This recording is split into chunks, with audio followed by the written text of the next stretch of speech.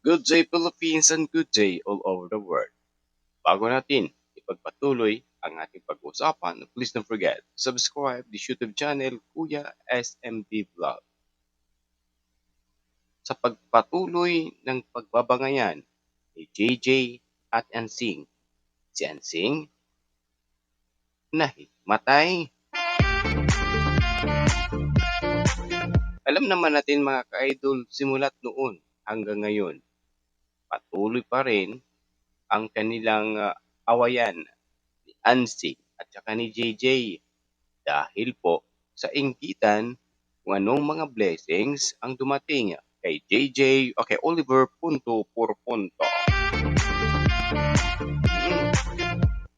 Nagsimula uli ang kanilang bangayan ng pagpunta ni JJ sa bahay ni Oliver. Wala na doon ang groceries at gasol nito punto por punto. Dahil dahilan ni Ansing, mauubos ito ni JJ. At kinuha din ang gasol dahil maubos din ito ni JJ. Si JJ naman galit na galit kay Ansing. Bakit kinuha? May sariling bahay naman si Oliver na dapat doon lang ilagay kung anong mga bigay ng mga blessing ng mga sponsor na para kay Oliver. Ano ba talaga mga ka-idol ang punot dulot ng kanilang hidwaan na hanggang ngayon hindi pa rin ito tumitigil punto por punto. Kung may mga idea kayo mga ka-idol, please comment section below mga ka-idol. Alam nyo mga ka-idol kung bakit nagkakaganito para lang kay Kuya SMB. Why nagkakaganito sila mga ka-idol? Dahil wala po silang tiwala sa isa't isa.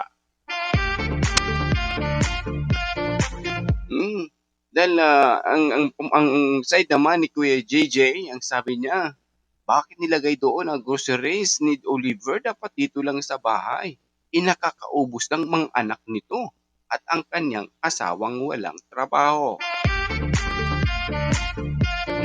Doon concerned si JJ para kay Oliver. Ang against naman si Ansing para kay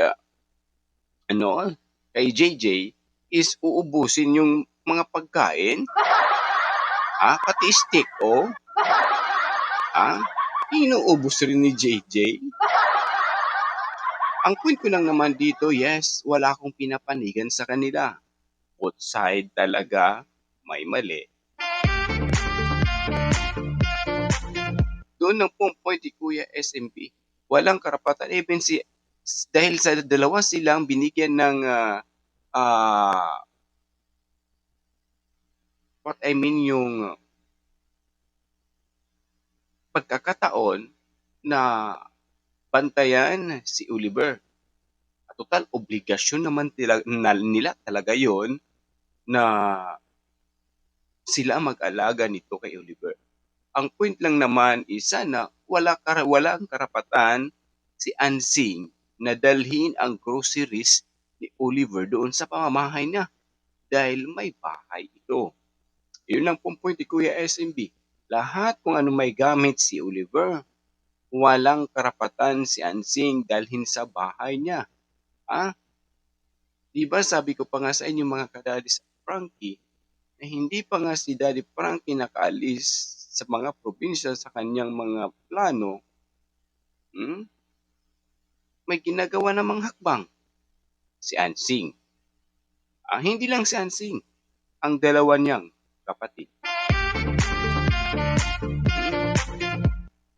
Dito nila napapakita mga ka-idol kung anong klaseng pamilya sila na umiiral pa rin ang kasakiman. Yes, nandun yung point na pinaglalaban nila ang kanilang sariling kapakanan. Sinabay dito mga kadadis Frankie ang sariling inggitan sa isa't isa. Walang na gusto nila na kahit sino man sa kanila ay walang matatalo. Ganun na po ang point ni Kuya SMB mga kadadis Frankie na ito'y mali sa mga mata ng mga sponsor viewers, supporters ni Daddy Frankie. Hmm? Ang problema lang nito mga ka-idol, sabi ko pa noon, na si JJ nagkakaganyan dahil concern kay Ansing. But si Ansing, lagi niyang pinagtatanggol at kinakampihan ang kanyang asawa na minamasama ito ni Ansing punto por punto.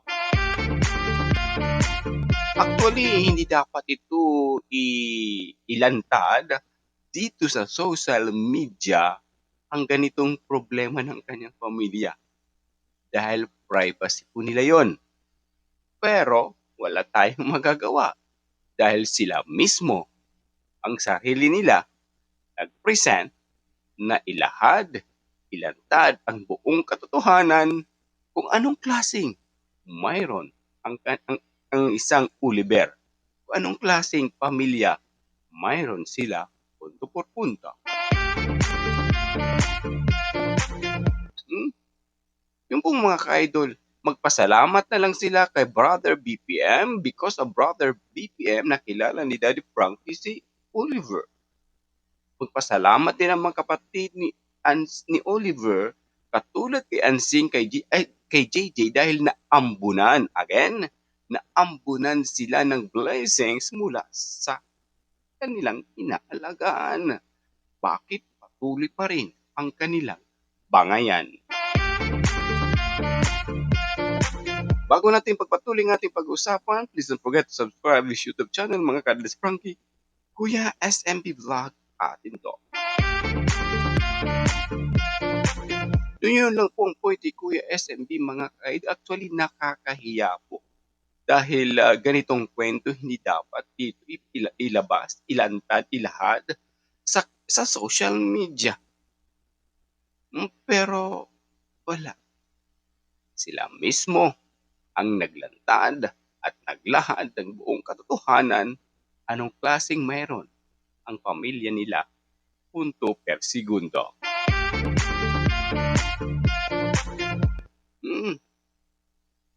Ganun lang po dun mga kahit yung point.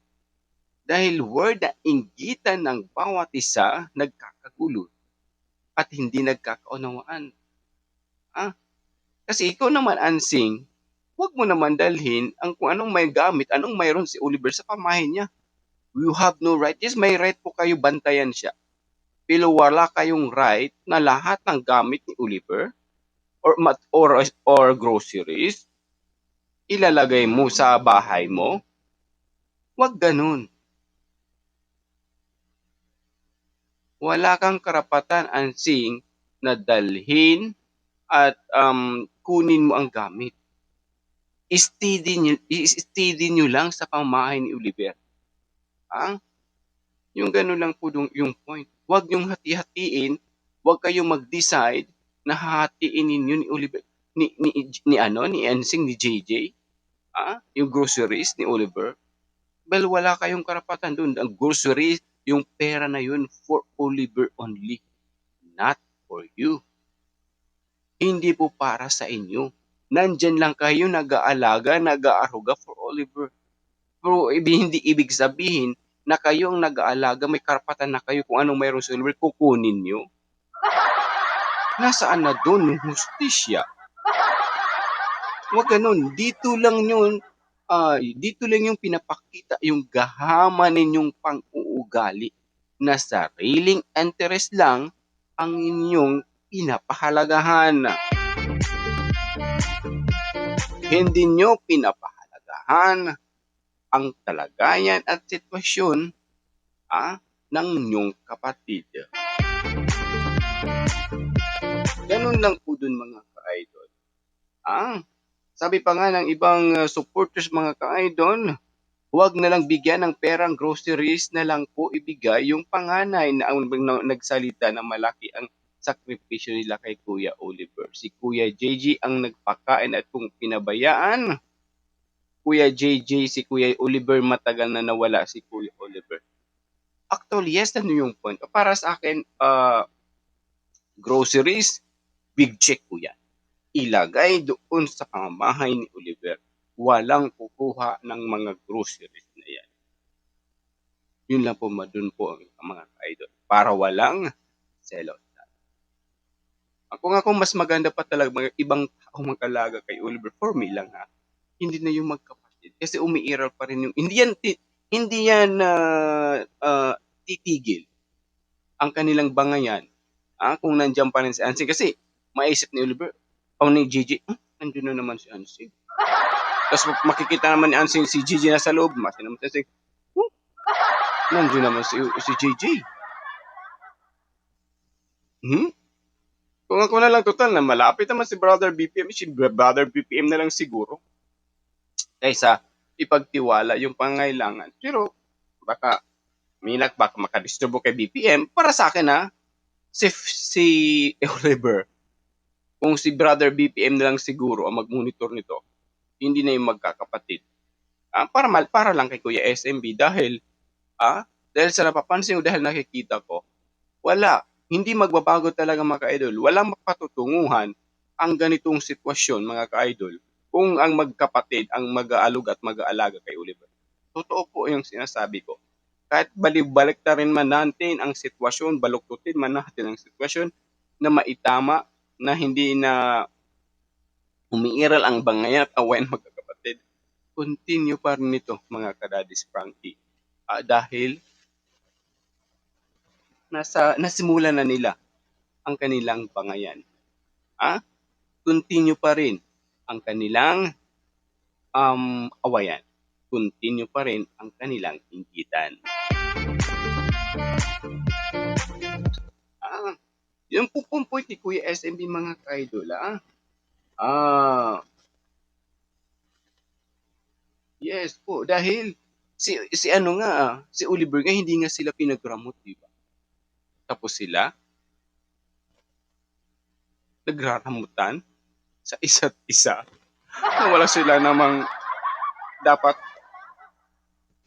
doon sa mga groceries na yun, karapatan. Tapos sila pa nagraramutan. Di ba? What do you think, guys? What kind of people? What kind of human being of these people? Di ba? Ganun lang po yung point ni Kuya SMB. Sabi pa nga ng ibang supporters, tama naman si JJ, mayaman na si Ansing dahil may suporta kayong binigay, matapang at matapang niyang si Ansing. Matapang silang dalawa. Totoo po yun. Dito, kung ating may mali talagang both sides. Mali. Kung kapatid ang kanilang priority, kung kapatid ang kanilang buong pagmamahal ang ibinibigay nila doon, walang ganitong mangyayaring bangayan, walang mangyayaring silusan, inggitan, walang ganito. Dahil focus sa kapatid. Pero dahil sa hirap din ng buhay nila mga ka-idol, ayan, nadadali na rin si Oliver. Sabi pa ng iba, mga JJ ang mga Anseng, grow up po, pareho kayong may mali. Accept ang acknowledge, lang na lang po. Magkaisa na lang ito, support ko yun. Correct. That is a big check para kay SMB. Magtulungan na lang. To support Kuya Oliver. Kuya JJ, papicturan mo ngayong asawan sa bungan. Ito po mga ka-idol. Ang inaano din ni JJY, ganun siya grabe ka-trigger, galit, and signal, yung word na bisyo kayang kanyang asawa. Na hanggang ngayon, until now, continue pa rin ang bisyo. Baka nga, yung mga binigay ng mga supporters, napuhunan na, ng sugal, at natalo ito. Ganun lang po dun mga kaibigan. Kaya yun din ang pinaglalaban ni JJ kung bakit galit siya kay Ansing. Dahil kahit alam ni Ansing na may mali ang kanyang asawa, kinangkampihan ito. Dahil bakit? Dahil noon, sabi pa, Nananakit daw ito at nahimatay si Ansing ng sinapak. Mabuti nahimatay lang, hindi namatay. Yun ang point ni Kuya SMB mga ka-idol.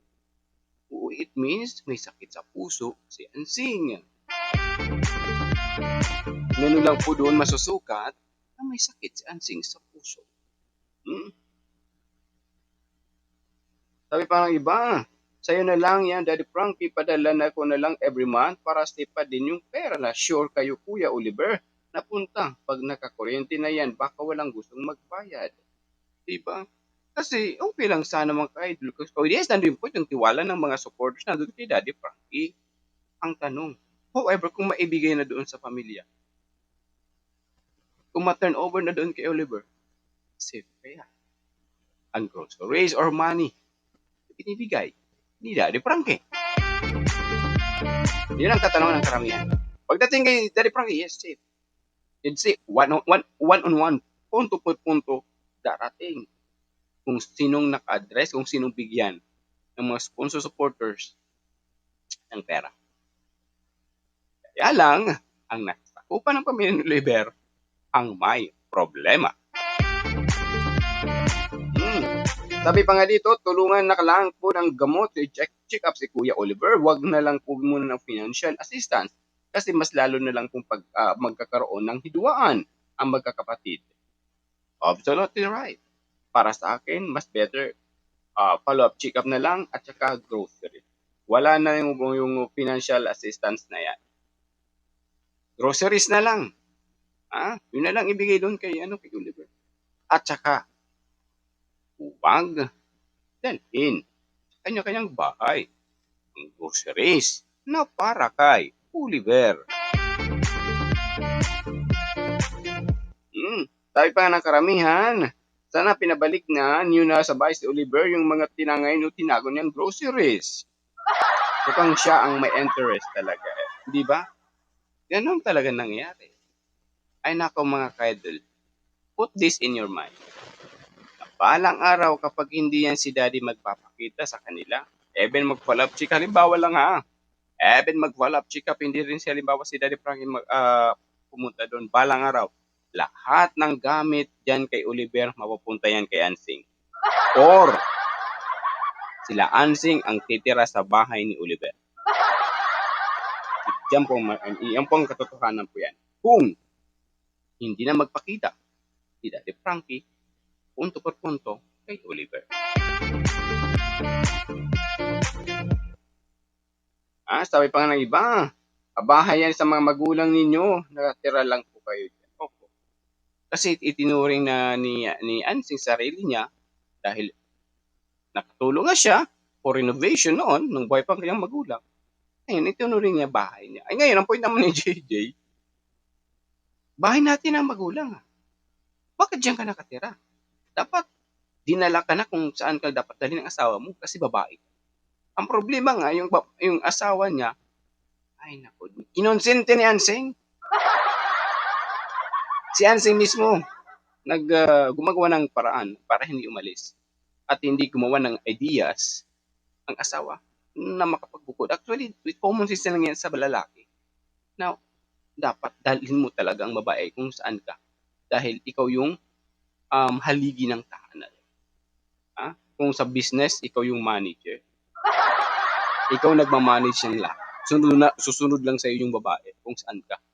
Kasi ikaw ang source of income. Ang problema, ang babae na naging source of income sa lalaki. Nabaliktad na ang panahon. Sabi pa ng karamihan, grabe naman ay Ansing nung nakakulong ng ilang taon, hindi ka nga nakatulong kay Oliver. Ngayon na maraming blessing at maraming tumutulong kay Oliver. Nakakahiya ka kaya Ansing. Nandun yung point mga ka-idol. Oo, sana. Kahit magbigay-bigay man lang ng kahit na malagyan ng sikmura. Ang tiyan ni Oliver. Kaya lang wala siya. Ang ano lang din kay OJJ, kahit hirap ng buhay, kahit yes, nandun yung point, ang kapabayaan, pero nagbibigay pa rin siya ng mabuhay si Oliver. Para sa akin, kahit may mali sila dito sa dalawa, parang papanig pa rin ako kay JJ. Dahil kahit may kapabayaan sila sa kapatid nila, nandun pa rin yung kirot sa pagtulong ng kanyang kapatid sa pagbigay ng pagkain na hindi mamatay, punto or kondo. Kasi si Ansing na ganyan na dahil sa hirap ng buhay, dahil may bisyo ang asawa, napapabayaan si Oliver. Hindi nabibigyan.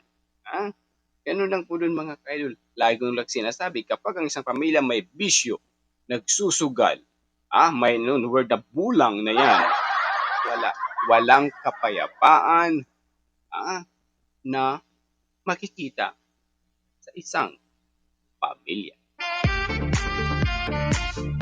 Sabi pa nga dito, Daddy Frankie, nakakaintindi Frankie, nakakarindi yan si Ansing na lang away pagbunganga ng alam kahit mahinuhahon na ang kausap. Totoo, di ba? Parang napapansin natin Ansing laging galit. Mga ka-idol. Sabi pa nga dito, sige mga sponsor, bigyan nyo si Oliver, Ansing si JJ para lumala ang away nila hanggat may natatanggap na sila. Tapon ang bangayan nila. Wala. Para sa akin, walang mangyayaring kapayapaan both sides. Kasi umiiral pa rin yung inggitan, selusa. Sabi ni TJ, inggitan si Ansing. Sabi naman Ansing, inggitan si JJ dahil nga nagraramutan sila sa gamit nila na hindi naman sa kanila. Nagraramutan sila ng pagkain na hindi man dapat sa kanila. Ako, para sa akin talaga, total, malapit naman si Brother BPM. Brother BPM na lang ibigay. Total, malapit naman kay Gilay. Kay Gilay. Sila na lang, para sa akin, kung hindi sila masyado busy. Alam ko naman, both side, busy. Lalo si Brother BPM, busy din. May kanya-kanyang,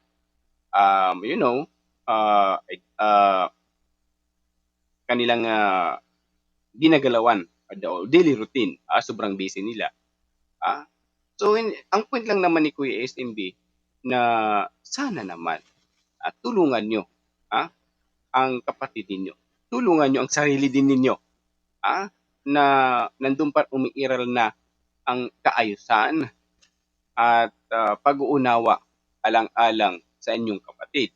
Kasi kung hindi nyo pairalin ang love sa isa't isa, kung hindi nyo pairalin yung pagmamahal bilang isang grupo, isang pamilya, lalong-lalo na kay Oliver, walang kapayapaan na mangyayari sa pamilya ni Oliver. Totoo po yung mga kaidol. Yung dito natin masusukat why si Oliver nakakulong ng ganun. Kasi nakikita na natin anong klase meron ang ugali. Anong klaseng pang-uugali meron ang pang-uugali. Huwag na tayo magtakot-takot ng kulong sila. Dahil tulak-tulak sila kung sino mag-aalaga nito punto hanggat namatay ang kanilang magulang. Yun po ang katotohanan po nito mga kadalis Frankie kung bakit nagkakaganyan si Oliver. Swerte lang nila again dahil may Oliver na nabuhay uli, na binigyan ng pag-asa ni Daddy Frankie. At nabigyan muli ng buhay, nang binuksan ang kanyang kinabukan ng gandang buhay, na ambunan sila ng magandang blessings na mga nakilala sila dito sa social media through kay Oliver. At naambunan sila ng blessings nito punto por punto. Pero ito pa rin ang ginagawa nila mga kadadis Frankie. Ito, umiiral pa rin ang kanilang gahid, makasarili, na pang-ugali na hindi sang-ayon sa panahon na kailangan ni Oliver ngayon, punto por punto. Ginawa na ng Panginoong Diyos na mabago nila ang kanilang pagkakamali, pero pinagpapatuloy pa rin nila ang kanilang gahid at makasariling kapakanan. Sabi pa nga ng iba, nakakahiya na sa mga taong tumutulong sa pamilyang ito. Pinag-aawayan kung anong merong grabe parang ako pa nahiya sa mga sponsor at kay Daddy Frankie. Sabi naman ng iba, best dramatic talaga si Anseng, hindi na nahihiya. Ganun po ng mga kaidol. Dapat si Anseng, wala kang karapatan, kahit anong bangayan ninyo, magsuntukan man kayo ni JJ, wala kang karapatan dalhin kung anong gamit dyan kay Oliver, kahit dalawa kayo, may susi na alagaan siya. Wala kang karapatan, bakit mo dinala yung groceries? Nag-isip tuloy si JJ na napakain mo sa mga anak mo, pinakapakain ng asawa mo. I-steady lang, stay put sa pamamahay ni Oliver dahil si Oliver may bahay naman. Huwag mong ipagramot ang hindi sa'yo. Yun lang po dun. Akalaan ni Avatar, I pray kay Oliver lahat yung 14,000 sana yung grocery para kay Oliver dyan na itago sa bahay ni Kuya Oliver. Tapos dyan na lulutuin kung kakain na si Oliver. Tumpak, napak. 100%. Sana ganun ang kanilang mindset. Ang problema mga kadadis, Frankie, pinapairal nila ang kanilang sariling kapakanan. Sabi pa nga dito, tama na kasi Daddy, huwag na bigyan ng support. Ay si Anseng, mabunganga, nakakarindi sa nga. Sabi walang katapusan si Daddy ng para Frankie, hanggat may totoo po yun. Hindi matitigil ang kanilang pangayan hanggat silang dalawa ang in charge ng mag-aalaga kay Oliver. Yun po doon ang mangyayari. Sabi pa nga dito, kapatid mo na ang nagsabi, ilan buwan ka lang nag-alaga kay Oliver. Si Kuya JJ ang tunay na may mala. Yun sana point ni Kuya SMB. Na ikaw Anseng, nandyan ka lang dahil na may nakukuha ka. Okay? Alam natin ng lahat. Alam natin ng karamihan. Yung point ni Anseng, yung point ni JJ. Okay? Oo. Yung word na inggitan nandun talaga. Ang point na lang para maiwasan yung inggitan, steady lang ang gamit or groceries ni Oliver sa pamamahay niya. Ganun lang. Kasi kung idalhin yan, may isip naman ni negative. Tapos may isip ng kabila, negative. Puro na lang negative. Puputok talaga. Yun na nga. Awayan ng isa't isa. And then, nahiya daw magluto sa bahay pero yung grocery na dinala sa bahay niya, hindi nahiya. Sabi ng ibang supporters kay Anseng. Diba? We stand, Kuya JJ. Para sa akin po mga kaidol, okay, walang karapatan na kung sinong kukuha diyan sa groceries na yan. Kung sinong magiging in charge ngayong araw, halimbawa lang, na JJ, hindi ako makakapunta diyan kay Kuya JJ, hindi ako makakapunta diyan kay Oliver. Ikaw na magluto doon para sa kanya. Dapat ganun. Na na lang sila, hindi yung ganyang way na magbabangayan. Na kung walang time, doon pupunta sa bahay ni Oliver, doon magluluto kung anong dapat lutuin para kay Oliver. Hindi dadali ng grocery sa pamamahay. Maling-mali po yun. Kung si Anseng man, lahat Anseng dito. Ang problema kay Anseng nga, pinaglaramutan si JJ. Pati gasol, nagluluto. Okay lang nagluluto si JJ for Oliver. Siyempre, luto siya. Kakain rin siya, of course. Yun ang pinaglaramutan ni Anseng. Dapat Anseng, wag ganong attitude. Walang ganong attitude. Kasi ang iniano mo din dyan, sarili, may parang naghahabol ka eh. Yun ang point ni Kuya SM, parang naghahabol ka dyan. Ikaw yung nagdadamot. Wag ganun. Huwag mong pagramot na hindi sa'yo. Nag-aalaga ka lang, hindi yan galing sa'yo, huy. Sabi pa nga dito, kala mo malinis pero hollow block at semento, kinuha. Di ba? Doon na lang po mga ka-idol, doon natin masusukat. Ganoon talaga sa Ansing, umiire pa rin ang katusuhan. Sabi pa nga na dito ng karamihan mga ka-idol, advice Daddy Frankie, gawa ka ng cabinet na may lock, yung pantry. Mag-grocery sustain pa hawak kay JJ or kay Bolt. Ako na lang din, kasi para sa akin si Ballpoint man ang point, but busy ang tao eh. However, kung kaya, bakit hindi? Para sa akin, brother BPM na lang. Para iwasan yung gulong dalawa. Pero aalagaan pa rin nila si Oliver. Ansing, continue pa rin yung ano mo, yung monitor mo kay kay Oliver. Ang problema ito mga kaibigan, para sa akin, sa akin na nga, parang hindi nagtatrabaho sa Ansing, walang kapalit. Totoo po. Yun ang aking napapansin. What do you think, guys? Please comment section below. Yun ang aking napapansin. Si Ansing hindi nagtatrabaho kay Oliver kung walang kapalit. Ito po, kung anumang bagay man o pera man yan.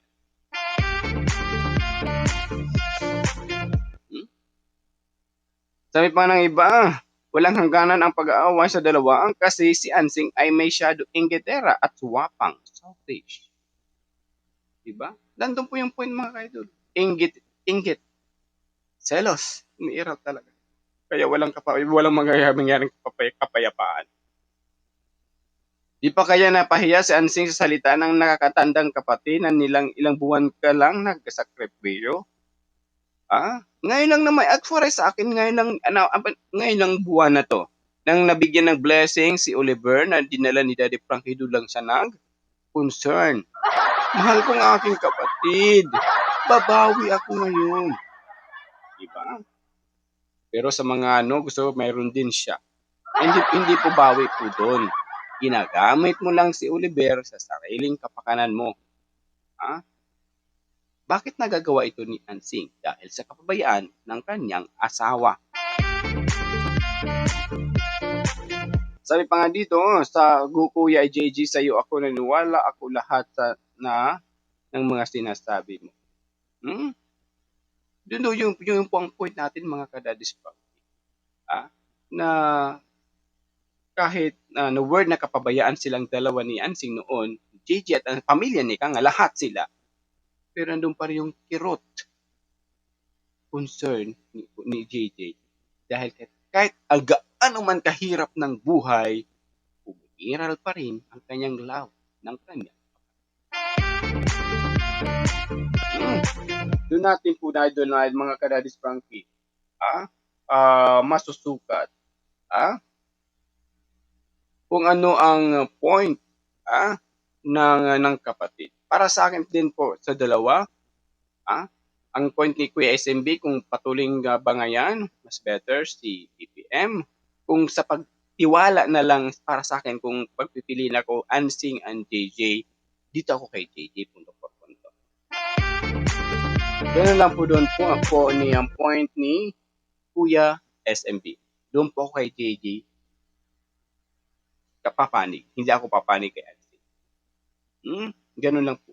Kasi sa nakikita ko mga ka-idol, mas concern, mas safe si Oliver kay JJ. Ang problema nito mga ka-idol, si JJ palaging wala sa bahay. Si Ansing lagi nasa bahay. Ganun lang po doon. Ngayon, ang in-charge ngayon sa kanila ay si Brother BPM, ang magmumonitor kay Oliver's punto por punta hanggat wala si Daddy Frankie, dahil nasa probinsya po si Daddy Frankie.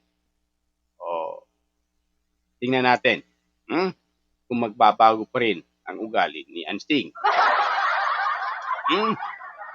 Hanggang tingin lang tayo kasi simula sa pool hindi pa rin nagbago hanggang ngayon. Sabi pa nga dito, ang ibig po siguro sabihin ni JJ na hati sila ni Ansing sa bahay ni Oliver ay yung pareho sila pwedeng kasama ni Oliver sa bahay. Pareho silang pwedeng magluto, kumain, magpahinga doon, punto por punto. Sana, ang problema nito mga ka-idol, yun ang isipan ni JJ. Ang problema kay Ansing, pinagraramutan si JJ. Ang sinasay ni Ansing, Inang, huwag kang kumain dyan, huwag kang magkape dyan, huwag kang kumain ng stick ko. Para kay Oliver yan. Yun ang palusot, ha? Yun ang palusot. O, dinala ang groceries, pupunta sa kanila. Diba? Yun ang kulon, mga ka-idol. Wala kang karapatan ganun, Ansing. Kasi hindi lang ko nag-aala kay Oliver. Dalawa kayo ni JJ. Kung bago pareho silang naghahabol sa bahay. Sabi ng iba, pareho lang silang dalawa nakakaya. Sarap parehong matakaw. Doon natin, idol, masusukat. At kung anong klaseng sila mag-aalaga nito. Okay? Ansing, okay, Oliver, punto po. Mga akin lang naman, na magtulungan na lang kayo. Alang-alang siya kaayos ang iyong kapatid. Huwag ang peralin ang inggit at ramot sa isa't isa. Ansing and JJ. Ang mission ni Kuya SMB magkaisa magtulungan para maging solido Daddy's Frankie community. Pag nasa tama at nasa katuwiran, ipaglaban mo.